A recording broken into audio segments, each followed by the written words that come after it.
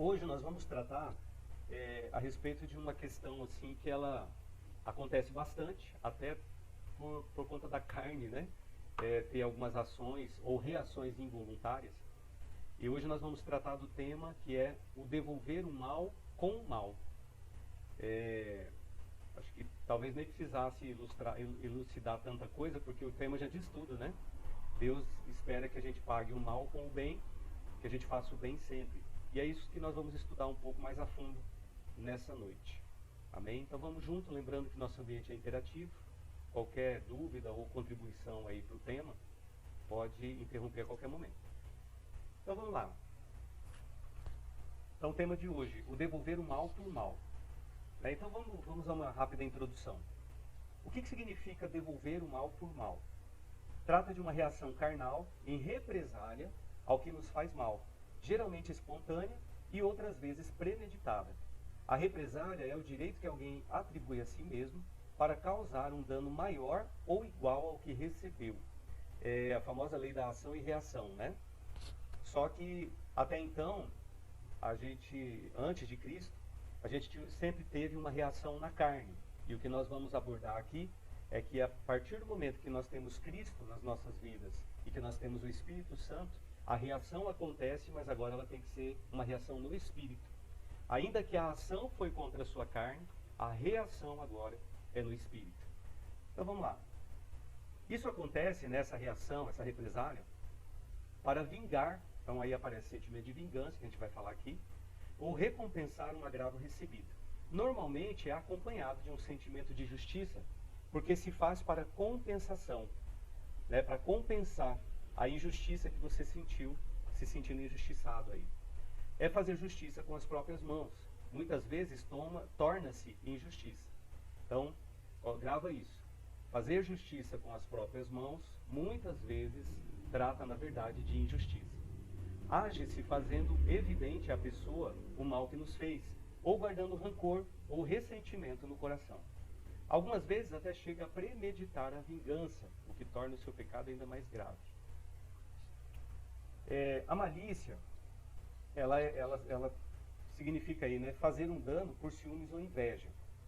Então, uma das origens dessa reação baseada na carne, baseada na emoção, no momento, né, e que move as pessoas muitas vezes a devolver o mal que foi feito com o mal, dando mal em troca, ele parte da malícia, né, da malícia que há dentro do ser humano, vamos dizer assim, da pessoa, que ainda não está totalmente transformada, convertida aí através da palavra, através da presença. Então a malícia, ela é algo interessante da gente citar, porque a palavra de Deus, ela fala que a malícia, ela está na criança desde a sua meninice, né? Não é algo que vem depois de adulto, não é algo que vem depois que tem um entendimento melhor da vida, né? Mas a maldade, a malícia, ela está no coração da criança já desde a sua meninice. Por isso que não é raro você ver criança judiando de um gato, de um cachorro, de um animal, fazendo alguma traquinagem, né? Mas envolta ali na malícia. Porque isso já está na natureza carnal, na natureza adâmica, na natureza de velho homem, né? Que nós, um dia, despojamos, lançamos para trás, quando abraçamos a cruz e optamos caminhar com Jesus. Na represália, há uma ação objetiva, um mal que nos trazem e do qual nos vingamos. Então, represália, ela fala de vingança. E aí, vingança também, a gente vai ver daqui a pouco, que a palavra fala que a vingança não pertence a nós. A vingança não cabe ao cristão, mas a vingança, né, o vingador de todos nós aí é o Senhor. Ele é quem nos vinga. E a gente precisa esperar e confiar, depositando nas mãos dele, seja algo bom ou algo ruim, sempre esperando nele. Em tudo dai graças, né? Esse espírito de devolver o mal por mal é um dos sentimentos mais dominantes no coração do homem. Nota-se na criança pequena e no homem mais maduro também. Observa-se cada dia nas coisas menores, no casamento, na família, entre irmãos carnais, entre companheiros, no trabalho e, lamentavelmente, entre cristãos. Infelizmente, é algo que a gente vê dentro da igreja, né? A pessoa se sentir ofendida, se sentir machucada ou atacada, e aí ela quer, na mesma moeda, devolver, né? O que significa que essa pessoa ainda não morreu, né? Ainda não foi crucificada, não mortificou a sua carne e as suas ações e emoções na cruz com Jesus. Manifesta-se de muitas maneiras. O mal que nos fazem, devolvemos como? E aí eu queria que você analisasse, porque tudo que a gente ministra aqui ou no púlpito, né, é algo para a gente trazer para dentro, fazer uma reflexão e poder comparar e analisar, né? Não para dizer aqui, olha, eu faço isso, eu não faço isso, mas para você ter essa consciência, esse despertamento, dizer assim, não, eu sou rancoroso, eu sou vingativo, né? E aí depois a gente vai falar a respeito do auxílio que o Espírito Santo nos dá para que a gente possa ser curado, limpo, né, sarado de todas essas coisas. Então, o mal que nos fazem, devolvemos como? Como que você devolve? Eu queria fazer essa pergunta para você. Na verdade, vou colocar na forma de pergunta. Como que você devolve quando alguém te faz mal, seja verbalmente, seja fisicamente, seja financeiramente, seja em qualquer área, né, que você puder avaliar aí nesse momento? Como que você devolve? Com rancor, guardando rancor, né, daquela pessoa, com ressentimento, com ofensas, com insultos, com gritos, com palavrões, né? Ou você retira a palavra, por exemplo, a saudação, fica em silêncio, ignora, dá o gelo, né? Como se diz no popular aí. Ou você reage com ameaças, né? Dizendo, você vai me pagar por isso, né? Não vai ficar barato, isso não vai ficar de graça. Você trata com desprezo, ou você deseja, né? Tem desejos secretos de maldição. Talvez não falando, talvez não demonstrando, mas usando até de falsidade, vou dizer assim, muitas vezes sorrindo para a pessoa, tratando bem, mas no fundo, com desejos secretos de maldição, querendo mais que ela se dê mal, né, na caminhada dela, por aquilo que te fez. Então, é uma análise, é uma avaliação, dentro daquilo que eu até ministrei no domingo de ceia, né, o examine-se. Como que está o seu coração em relação a receber ou a administrar o mal que é feito para você? Faz essa análise aí, porque talvez tenha áreas, né, na sua vida que ainda pode ser impeditiva para aquilo que Deus quer fazer, para aquilo que Deus está agindo. Outra, ainda ficou mais alguns itens aqui, né? Como que você reage? Você quer fazer aquela pessoa sofrer, né? Você faz de tudo para ela sofrer e pagar, ou seja, você devolve o mal por mal. Você se alegra com a desgraça da pessoa porque ela te fez algo que você guardou aquele rancor, ficou com aquele sentimento, aquele lixo no coração, e agora toda vez que acontece algo de ruim, você é daquele que fala, né, bem feito, né, se deu mal. Tem desejo de matar, tem vontade de matar, né, ou fala que vai matar, ameaça. Ou talvez você seja daquele que reage com chicotadas bíblicas, né, agride com versículos bíblicos, devolve, né, coloca a palavra de Deus como uma espada, literalmente, no sentido de ofender até, né, de cortar aquela pessoa ali. Ou deseja ou faz, né, qualquer das classes de danos contra a pessoa, né, fere ela na sua honra, contra os seus bens, na sua saúde, nos seus direitos, na sua família, com gestos grotescos, né, de mostrar-dedo, língua, fecha a cara, é antipática, né? Como que você devolve? Essa é a análise dessa noite. Como que você devolve? Porque isso fala se você está militando na carne ou se você está militando no espírito, né? Quando nós militamos na carne, a gente vai devolver tudo na carne. Quando nós militamos no espírito e já temos o fruto do Espírito Santo em nós, a gente vai preencher esses momentos aí, né, com os ensinamentos de Cristo e baseados nas características que nós herdamos aí de Jesus, né? Jesus, quando ele ensinava os discípulos, né, nas suas ministrações, ele disse, olha, se alguém te ferir uma face, ofereça a outra, né? Isso é desenvolver a qualidade, as virtudes do homem espiritual, da mulher espiritual que o Senhor espera de nós. E aqui tem mais ainda. Acabou a lista não, tá? É só para a gente poder fazer esse exame, né? Como que você devolve? Continuando, olha isso. Você não ajuda aquela pessoa, né, quando você tem oportunidade de fazer o bem. E olha que Tiago escreve, né, que se alguém pode fazer o bem e não faz, esse peca. Quando nós podemos ajudar alguém, fazer o bem para alguém, da forma que for, através de uma palavra, através de um abraço, através de um recurso financeiro, material, através de uma palavra, através de uma oração, né, de uma intercessão. Quando nós podemos fazer o bem para alguém e não fazemos, isso, aí estamos cometendo pecado. Então, quando alguém faz mal, qual que é a sua atitude, a sua ação? Não ajudar aquela pessoa em nada, deixar ela, né, à deriva, ainda que você pudesse ajudar, ainda que ela esteja precisando ou até pedindo a sua ajuda. Ou você libera palavras, né, para ferir a pessoa, ou golpes no sentido de atitudes, de ações, olhares, calúnias, detrações, né, você distrata ela, trata com indiferença, deseja mal, você deseja se vingar daquela pessoa, fica só esperando a ocasião para poder se vingar, né, assim que eu puder eu me vingo. Ou você tem o sentimento de deixá-la sofrer, tem talvez ação, atitude de roubar, furtar alguma coisa dela para ela ser prejudicada, ou simplesmente aí de declarar o ódio, né, por essa pessoa.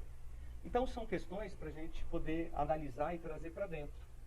Porque se nós agora vivemos em Cristo e queremos realmente essa nova maneira de viver, para sermos vistos, né, pelos homens, vistos pelas pessoas, principalmente aqueles que ainda não estão na presença, e também dentro da igreja, por que não?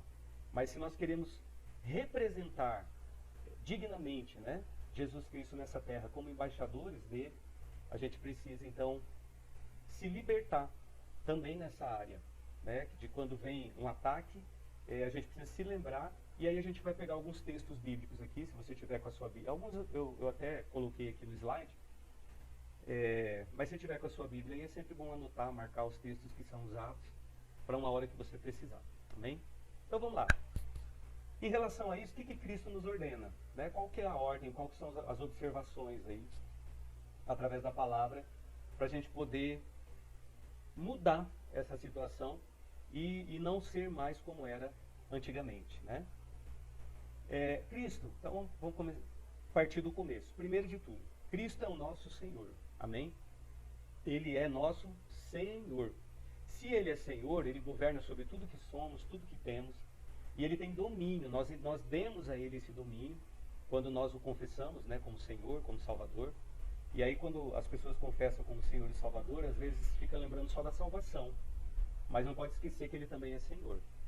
E se Ele é Senhor, e Ele é Senhor porque Ele nos comprou por um alto preço, né, bom preço, um preço que a gente nunca vai poder pagar de volta, mas se lembrar que como Senhor, Ele manda, a gente obedece. E o que Ele manda, né? Então vamos lá, partindo para a palavra, para fundamentos bíblicos agora. Não podemos fazer o que queremos, mas o que Ele nos ordena com mandamentos claros, né? Mateus 8, do 21 ao 36. Não podemos dizer que não podemos, porque Ele crucificou o nosso velho homem e ao dar-nos o Espírito Santo, deu-nos todo o poder para fazermos a sua vontade. Então olha só, se você tiver com a sua Bíblia, marca aí Mateus, né? Ou se tiver possibilidade de abrir aí, ou só anota o versículo para depois marcar na Bíblia, mas é bem importante isso, porque só o fato de você manusear a Bíblia para marcar, para abrir, já faz parte do discipulado, né? Para você pegar essa prática de manusear também as Escrituras e achar rapidamente depois. Então olha só, Mateus 8, do 21 ao 36, diz assim: E outro de seus discípulos lhe disse: Senhor, permita-me que primeiramente vá sepultar meu pai. Jesus, porém, disse-lhe: Segue-me e deixe os mortos sepultar os seus mortos. E entrando ele no barco, seus discípulos o seguiram. E eis que no mar se levantou uma tempestade, tão grande que o barco era coberto pelas ondas. Ele, porém, estava dormindo. E os seus discípulos, aproximando-se, o despertaram, dizendo: Senhor, salva-nos, que perecemos. E ele disse: Por que temeis, homens de pequena fé? Então, levantando-se, repreendeu os ventos e o mar, e seguiu-se uma grande bonança. E aqueles homens se maravilharam, dizendo: Que homem é este que até os ventos e o mar lhe obedecem? E tendo chegado ao outro lado, a província dos Gerazenos, saíram-lhe ao encontro dois endemoniados, vindo dos sepulcros, tão ferozes eram que ninguém podia passar por aquele caminho. E eis que clamaram, dizendo: Que temos nós contigo, Jesus, Filho de Deus? Vieste aqui a atormentar-nos antes do tempo? E andava pastando diante deles uma manada de muitos porcos. E os demônios rogaram-lhe, dizendo: se nos expulsas, permite-nos que entremos naquela manada de porcos. E ele lhes disse, ide. E saindo eles, se introduziram na manada dos porcos, e eis que toda aquela manada de porcos se precipitou no mar, por um despenhadeiro, e morreram nas águas. Aqueles que o apacentavam fugiram, e indo à cidade divulgaram todas essas coisas, e o que aconteceram aos endemoniados. E eis que toda aquela cidade saiu ao encontro de Jesus, e vendo-o, rogaram que se retirasse dos seus termos. Né? Então, olha só, aqui fala sobre aquela passagem do endemoniado gadareno, ou gerazeno, né? E aqui tem uma questão de vingança do povo. Né? O povo se revolta, porque eles entendem que Jesus estava fazendo algo que era mal para eles, né? Prejudicando eles ali financeiramente naquilo que era rebanhos, né? Eles consideravam como riqueza. E tem toda uma simbologia nessa questão do texto, que eu não vou abordar hoje para não fugir do tema. Mas a questão nós precisamos entender que nós não podemos fazer o que nós queremos, mas o que ele ordena. Ali ele ordenou aos espíritos imundos que saíssem, né? E eles entendiam, talvez até melhor do que muitos cristãos, os demônios entendiam ali que eles não tinham vontade própria, porque o Senhor, que é Senhor no céu, na terra e debaixo da terra, estava ordenando para eles saírem, e eles apenas obedeceram. Paulo também coloca lá em Filipenses 4,13, né? Uma frase bastante conhecida: tudo posso naquele que me fortalece. Quando a gente trata desses assuntos, às vezes um sentimento que pode aí entrar no coração, no nosso coração, e que pode estar entrando no teu coração nessa noite, é o sentimento da incapacidade, às vezes, de vencer. A gente vive nesse processo de caminhada no Espírito, né, de caminhada de crescimento em Cristo, a gente vive fases, etapas de um processo. E cada um de nós estamos dentro desse processo, que é um processo de amadurecimento espiritual, de crescimento no conhecimento, no entendimento, né, das Escrituras, do reino e da própria pessoa do Senhor Jesus. Dentro desse processo aí vai haver muitos momentos, né, eu lembro de muitos momentos que eu olhava e falava assim, eu não vou conseguir vencer isso. Né, algumas coisas de falar, né, palavras erradas, de cantar as músicas, né? Aquelas músicas que a gente está acostumado a cantar no mundo, e aí você de repente tem que desenvolver um domínio da língua para você, quando dá vontade, você corta ali e começa a cantar um louvor, né? E pede ajuda ao Espírito Santo. Mas enfim, Paulo ele deixa um texto, assim, uma frase bastante impactante, né? Nesse momento, dentro desse assunto, para que você possa entender, para que a gente possa ter essa fé de que tudo nós podemos nele, em Cristo, aquele que nos fortalece. Sozinho talvez você não vai conseguir, talvez você não conseguiu vencer até hoje. Tem pessoas, eu conheço, né? A gente observa pessoas que já estão há décadas dentro da igreja e até hoje têm hábitos errados, né? De mostrar o dedo, de xingar, de falar palavrão. E cada vez que é atacado de alguma forma, né? Que recebe um mal que é feito por alguém, tem essa reação ainda na carne, porque na verdade não morreu, né? Não matou a carne aí, não foi ainda crucificado com Cristo, não atravessou dentro do processo, ainda não passou pelo caminho da cruz. E aí eu quero lembrar que esse caminho da cruz é o caminho único, né? Ele é o caminho, a verdade, a vida, e ele deixou bem claro para todos nós que se alguém quiser caminhar após ele, né, negue-se. Então, nesse assunto aí, mais uma vez, nos 10 mais aí de tudo que a gente está falando a respeito da nova maneira de viver, a base de tudo isso, né, é conhecer a verdade, porque é a verdade que liberta, e também é o negue-se, né, a renúncia dos velhos hábitos, das velhas manias, dos velhos defeitos, tudo que era velho, né, tem que ser lançado fora, e eu tenho lido bastante a respeito e também repetido, né, nessas últimas semanas bastante, que é necessário nascer de novo. É aquilo que Jesus ensina para Nicodemos, que a gente precisa absorver e tomar como prática, né? Morrer aí, enterrar o velho homem e nascer para uma nova vida em Cristo. Se despojar do velho homem, como Paulo ensina, e se revestir, né, de um novo homem, um homem espiritual. Ou mulher, se for mulher. Então, olha só, a gente tem aqui vários textos, né? Mateus, Marcos, Lucas. Eu gostaria que vocês anotassem esse texto, para a gente não gastar tanto tempo da plataforma com eles aqui. todos eles vão nos exortar de alguma maneira, ou nos instruir, né? Para que a gente possa se deparar com a palavra de Deus e trazer essa palavra para dentro, para sermos limpos, lavados por ela também. Então, olha só, depois você leia, marque lá na sua Bíblia, né, esses textos. Lembrando que esse material está disponível no Google Drive, no nosso EFD. Se você não tiver o link, é só mandar um WhatsApp para mim aqui, eu mando para você o link. É um material gratuito, né? Tanto a apresentação como as apostilas, a gente tem todo o material aí, se você quiser ter em mãos. Então vamos lá. Em resumo, todas essas passagens aí ensinam princípios fundamentais, né, elementares aí para a libertação e para a mudança de atitude, de comportamento. É a metanoia, né, a transformação da mente, mudar o mindset, pegar aquela mente mundana, jogar fora e colocar uma outra mentalidade aí, segundo o reino. Não ser conformado, tá? Assim como Paulo descreve lá em Romanos 12, né? Nós não devemos nos conformar com esse século, nem com o que faz parte dele, mas a gente deve renovar a nossa mente, renovar o nosso entendimento, a nossa maneira de pensar cada vez mais. Então, o que essas passagens ensinam? Primeiro, nunca devolver o mal por mal. Nunca. E nunca é nunca mesmo. Segundo, sofrer o mal, não nos defendermos diante dele. Jesus não se defendeu nem ofendeu a Deus. Perdoou aos que o crucificaram. Deus não respalda aquele que quer fazer justiça por si mesmo. E aí, Tiagão vai nos ensinar, que costuma exortar sobre essas questões, né? Tiago 1,20, que diz assim: porque a ira do homem não opera a justiça de Deus. Então, quando nós rebatemos o mal com o mal, por causa da ira, aquela raiva que vem, né? E a palavra também ensina assim: irai-vos, mas não pequei. Ainda que você fique ali irritado, né, com vontade de dar um soco no meio das forças, mas você retém a sua carne. Por quê? Porque você é contido no Espírito, que já está mais desenvolvido aí, crescendo cada dia, né, sendo transformado.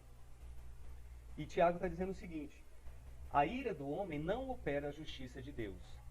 Então, quem faz justiça por cada um de nós, e Deus sabe cada vez que você é injustiçado, que você foi injustiçado, quem vinga, né, essas causas, quem opera em justiça em nosso favor é o Pai.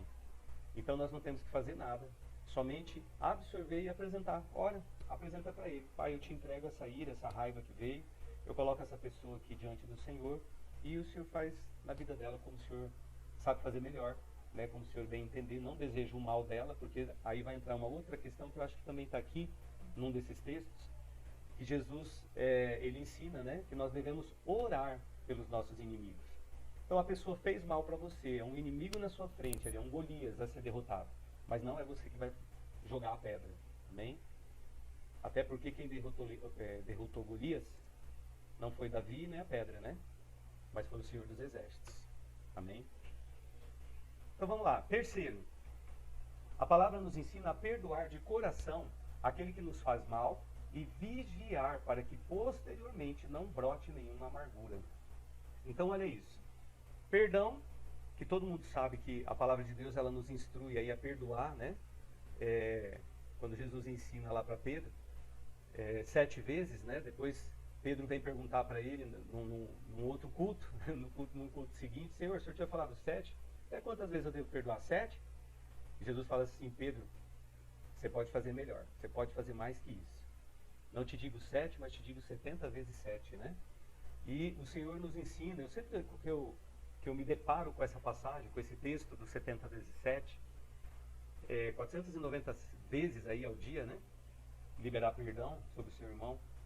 Sempre que eu me deparo com essa mensagem, com essa passagem, melhor dizendo, isso remete não só à questão do perdão, mas eu sempre tenho uma revelação dessa passagem em relação a um potencial maior diante dos olhos do Senhor, um potencial maior que é despertado, desencadeado dentro de nós, à medida que nós absorvemos o reino e vivemos e conseguimos aí expressar esse reino, né, que é o reino de Deus. Porque isso também fala de uma capacidade maior. Né? Pedro está falando 7, e aí Jesus está falando assim: não, você pode mais, Pedro. Você consegue mais, você pode fazer melhor, você pode fazer 70 vezes mais do que você pensa que pode. Você, Pedro, Na sua carne talvez consiga 7, mas em mim, em Cristo, diante do reino, você consegue 70 vezes 7. E a gente tem uma capacidade, a gente tem um potencial muito maior do que a gente imagina de viver aquilo que Cristo pregou, que ele ensinou, vindo como homem. Se ele como homem conseguiu e declarou, né, que ele venceu esse mundo, ele também estava deixando uma garantia para a gente aí, um caminho a ser seguido, que a gente também pode vencer todas essas coisas mediante as armas espirituais que o Senhor nos dá. Ainda na sua Bíblia aí, lá em Hebreus, se você estiver acompanhando, né? Vou deixar esse texto aqui de Hebreus 12:15, aonde o autor de Hebreus escreve assim: tendo cuidado de que ninguém se prive da graça de Deus, e de que nenhuma raiz de amargura, brotando, vos perturbe, e por ela muitos se contaminem, né? O autor de Hebreus também escreve que nós devemos buscar a paz e a santificação com todos, sem a qual ninguém verá a Deus. Então, se você quer ver Deus, meu irmão, se você quer estar com Ele na glória aí, na eternidade, busque a paz, libere perdão, peça perdão, é aquilo que a gente ministra a cada ceia, né? Volta lá onde você caiu, né? Conserta, faz aí, eu até estava ministrando esses dias para alguém sobre o perdão, o arrependimento, né? E o perdão de Zaqueu, porque Zaqueu ele tem uma medida ele nos ensina uma medida de arrependimento e de pedido de perdão diante do Senhor, diante das pessoas que ele prejudicou, né? Que não fica só na palavra, mas fica na atitude. Não é só uma expressão de fé, mas aquilo que Zaqueu faz também é uma fé com obras, é uma fé viva, porque ele se arrepende, né? A salvação entra no coração dele, Jesus entra na casa dele e ele fala: Senhor, eu vou vender metade dos meus bens, vou dar para os pobres, e aqueles que eu prejudiquei eu vou restituir 4 vezes, né? Então, voltar naquelas pessoas que você prejudicou, aquelas pessoas que você causou algum mal, pagar elas com o bem do perdão, com o bem da palavra de Deus. Eu lembro de um jovem agora, que nós acompanhamos quando a gente cooperava no centro de recuperação, e que a gente tem uma amizade até hoje, mas assim, que não está mais aqui na cidade, né? E eu lembro que esse jovem, num dia testemunhando, ele já em Cristo, ele falou: olha, eu fiz muita coisa ruim para usar droga, eu roubava, né? Entrava nas casas, roubava mesmo eletrodoméstico, praticava furtos, né? Delitos graves até. E aí quando ele foi para Cristo, que ele se arrependeu, e o Espírito Santo quebrantou o coração dele, ele entendeu, né, o peso que cada uma daquelas situações trazia sobre a vida dele, motivos de acusação, de condenação. Quando ele entendeu que ele precisava se arrepender, voltar lá atrás, consertar aquilo que ele tinha feito, né, aí um dia ele testemunhando, ele falou assim: mas aí eu orei a Deus, como que eu ia voltar na casa daquelas pessoas e dizer: olha, eu roubei sua televisão, né? Eu roubei, eu entrei na sua casa, eu roubei o seu videogame, enfim, sua bicicleta, roubei tudo que tinha, limpei sua casa, enfim. Como que ele ia fazer isso? Ele falou: eu corria o risco de ser linchado, de levar uma surra, de apanhar, qualquer coisa assim. Então ele orou a Deus, e a maneira como ele fez isso foi através de cartas, né? Foi a maneira como ele se sentiu seguro, vamos dizer assim, de fazer isso. E ele começou a escrever cartas para cada uma das pessoas, confessando Jesus, dizendo: olha, eu vivi aquela vida, né? Eu furtava, roubava, usava droga e tudo, mas eu conheci Jesus, Jesus me libertou. E eu entendi, né, o que ele fez por mim. E aí, enfim, ele fazia uma declaração de que Jesus tinha tomado lugar como Senhor na vida dele, que ele já não vivia, ele abandonou aquela vida, e que agora ele estava vivendo uma nova vida em Cristo, porém, pedindo perdão, porém que também ele não tinha como restituir da maneira como ele gostaria o bem que foi roubado, furtado, porque isso virou droga, né? Mas o que eu quero dizer com isso? Precisa haver aí, né, uma mudança de comportamento, precisa identificar aquilo que está separando você, talvez, da justiça de Deus, né? Separando você daquilo que Deus quer fazer. Então, perdão, né? Aí, ó, terceiro item trata a respeito de perdão, e um perdão sincero, perdão de coração sobre aquelas pessoas que te ofenderam, a ponto de conviver com elas. Porque muitas vezes quando a gente fala de perdão, a pessoa fala assim: ah, tá bom, tá perdoado, mas não procura a pessoa. Então, não está totalmente... É uma fé aí, é uma palavra que está sendo liberada, mas ainda não tem obra, né? Outras vezes a pessoa fala assim, né? Como eu já ouvi muitas vezes, pastor, eu perdoei, mas não quero mais caminhar com ela, não. Eu perdoei, mas ela não quer ela na minha casa. Eu perdoei, mas eu não vou mais lá na casa dela, né? E aí, eu queria que você fizesse uma reflexão um pouquinho a respeito do perdão de coração, perdão verdadeiro. Você imagina, né? A palavra de Deus diz que o Senhor está pronto a perdoar todos aqueles que demonstram arrependimento sincero, os contritos de coração, né? Assim como ele perdoou Davi de pecados gravíssimos, porque Davi ia lá aos pés do Senhor com o coração, rasgava o coração mesmo. Deus olhava o coração, porque ele sonda e vê o coração, e ele via a sinceridade do coração de Davi, e ali ele liberava perdão sobre os pecados, mesmo sobre os pecados mais graves. E agora eu quero que você imagine, que você pense por um segundo, assim como pessoas fizeram mal para você e pecaram contra você, quantas vezes nós, pecamos contra o Senhor e fizemos mal contra a cruz, contra o sacrifício de Cristo, né? Agora você imagina você pedir perdão para o Senhor, pedir perdão para Jesus por alguma coisa que você falou, alguma coisa que você fez, talvez até por ter falado contra o próprio Evangelho. Eu mesmo, antes da conversão, né, eu desprezava a igreja, eu desprezava, antes de ter qualquer contato com Cristo, né, de conhecer esse Jesus, as Escrituras, eu tive aquela fase, porque eu fui conhecer Jesus já com 22, 23 anos. Então teve toda uma história antes, e eu tive as fases de desprezar, né, de negar a Cristo, de desprezar, não ter nenhum interesse, enfim. Mas a questão imagina nós, na nossa condição de pecadores, de fazer tantas coisas más contra o próprio Jesus, contra o próprio Senhor, né, de usar o nome de Deus em vão, enfim. E agora imagina você chegar para Jesus e pedir perdão para o Senhor, né, e ele falar assim, olha, eu te perdoo, mas eu não quero mais você na minha casa. Entende? Então, o perdão tem que ser sincero. Quando o Senhor nos perdoa, a palavra diz que ele lança no mar do esquecimento tudo aquilo que foi feito de errado, né? Ele não olha mais, ele não enxerga mais os nossos delitos, mas ele enxerga a cruz e o Filho que se dispôs a nos salvar e a morrer em nosso lugar, levando sobre ele todos os nossos pecados. Então, terceiro item aí, perdoar de coração quem te fez mal, a ponto de caminhar junto outra vez, a ponto de amar outra vez, de orar por esse inimigo, né, em determinado tempo, época, outra vez. Quarto item a respeito desse tema, orar e interceder em favor dos que nos fazem mal. Aí eu citei já, né, Jesus ele nos incita a orar pelos nossos inimigos. Quinto item, dar graças a Deus por tudo, né, nos ajuda a assemelhar-nos a Cristo, sentir-nos bem-aventurados e nunca ter pena de nós mesmos. A autopiedade aí também é pecado, tá? Romanos 5:3, se você estiver marcando, para encerrar esse slide, Paulo escreve assim, né? A igreja de Roma. E não somente isto, mas também nos gloriamos nas tribulações, sabendo que a tribulação produz a paciência, e a paciência a experiência, e a experiência a esperança. Então olha isso. Quando a palavra ensina em tudo dai graças, algumas pessoas riem quando eu digo isso, mas isso é Bíblia, tá? É a palavra de Deus. Quando fala em tudo dai graças, é em tudo mesmo. Então se a pessoa me tratou bem, graças a Deus. Se a pessoa me tratou mal, graças a Deus, porque ela me tratou mal. Em tudo dai graças.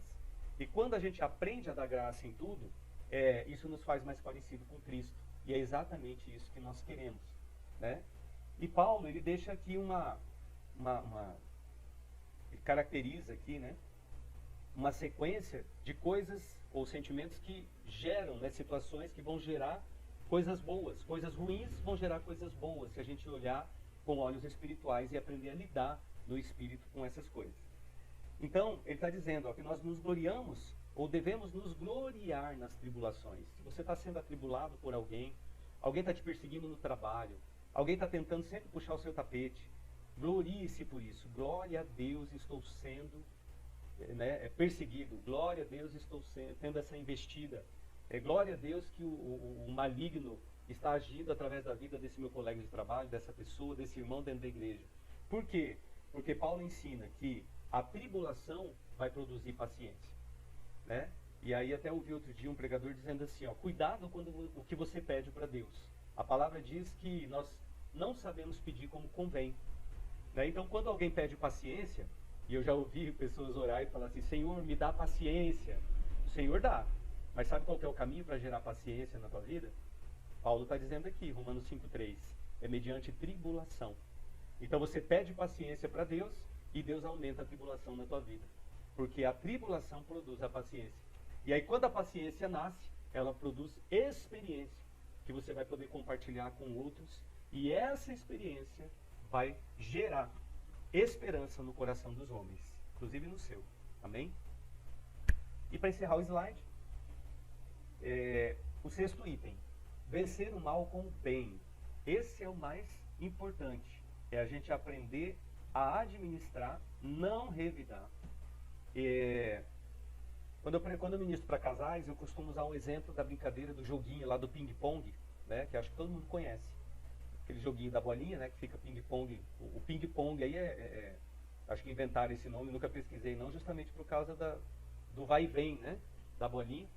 Mas a questão é, alguém pega a raquete e começa o jogo, dá o ping.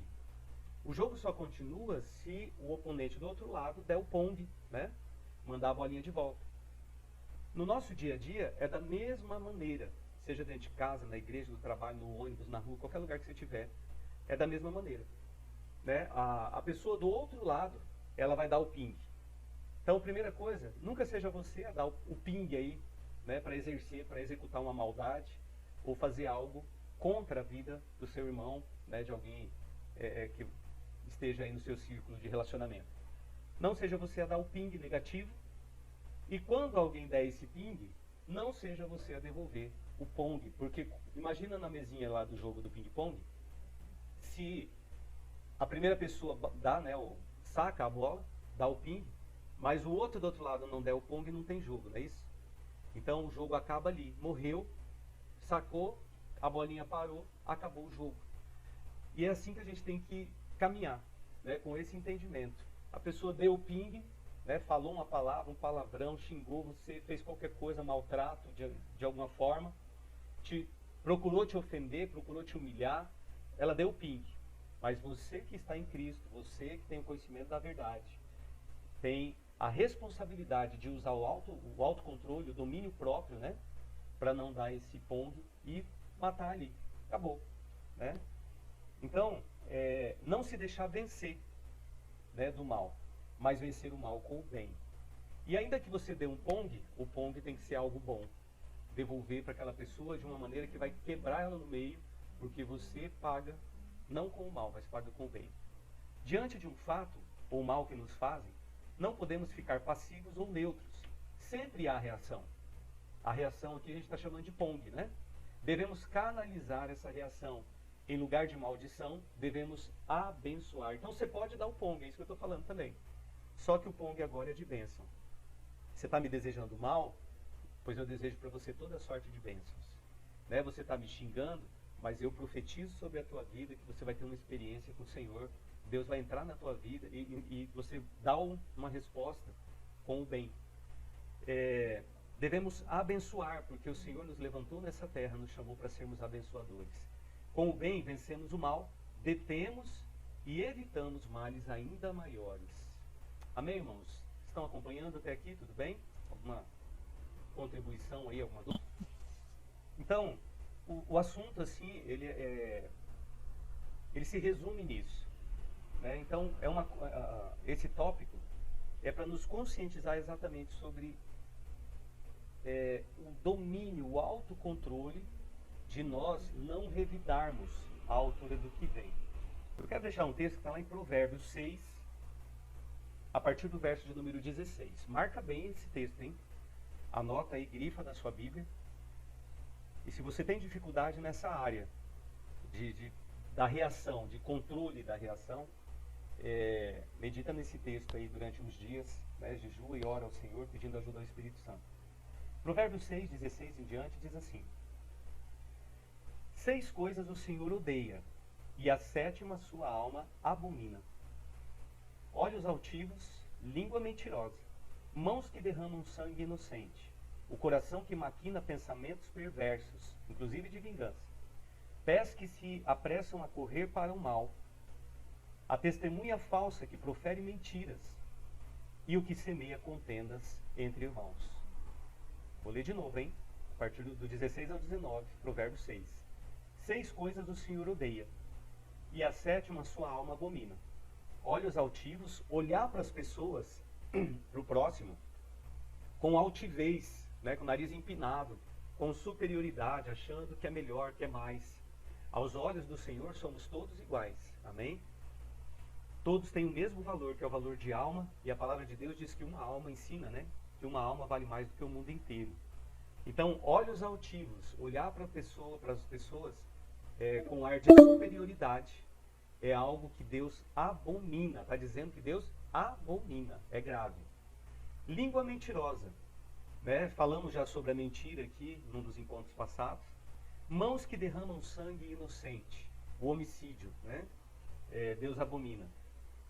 E o homicídio, aí eu quero te lembrar um detalhe, que o homicídio, a palavra de Deus não ensina, não fala sobre a prática do homicídio apenas, mas sobre a intenção do homicídio.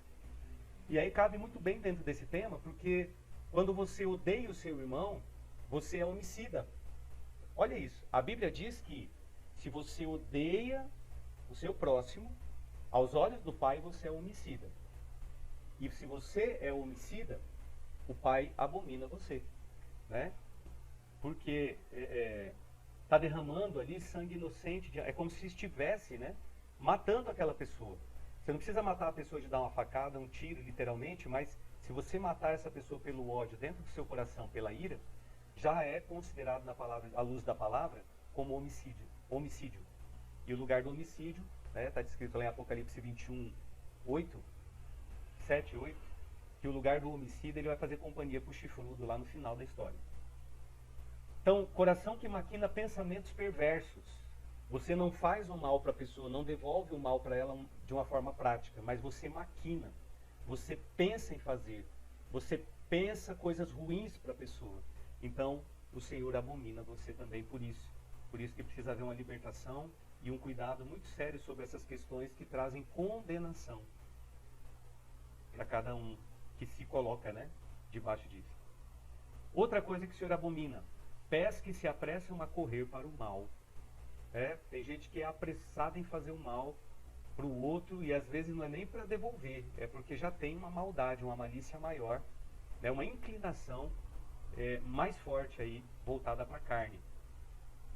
Outra coisa que Deus abomina, a testemunha falsa que profere mentiras, né? Às vezes conta algo, fala uma mentira a respeito de alguém que fez mal para você como vingança. Deus abomina também. E o que semeia contendas entre irmãos, né? Então, todos esses, Deus abomina. Mas está falando assim, as 6 primeiras, Deus abomina. Mas a 7ª, a alma dele, as 6 primeiras Deus odeia, mas a 7ª Deus abomina, né? Então, todo cuidado, toda vigilância, né?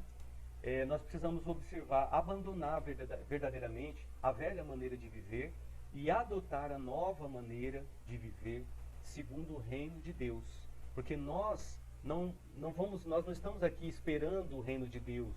O reino de Deus já veio, ele está em nós. E nós somos responsáveis, nós que estamos em Cristo, temos essa responsabilidade de manifestar esse reino agora. A palavra de Deus diz que toda a humanidade está assim ansiando, né? Tem uma expectativa muito grande da manifestação dos filhos de Deus. Você é um filho de Deus, você é uma filha de Deus. Manifesta aquilo que o Espírito Santo colocou aqui dentro. Manifesta aquilo que Jesus ensinou. Manifesta aquilo que você tem aprendido através das Escrituras e do modelo perfeito que Jesus Cristo deixou para cada um de nós, para fazer a diferença nessa terra, em nome de Jesus. Amém?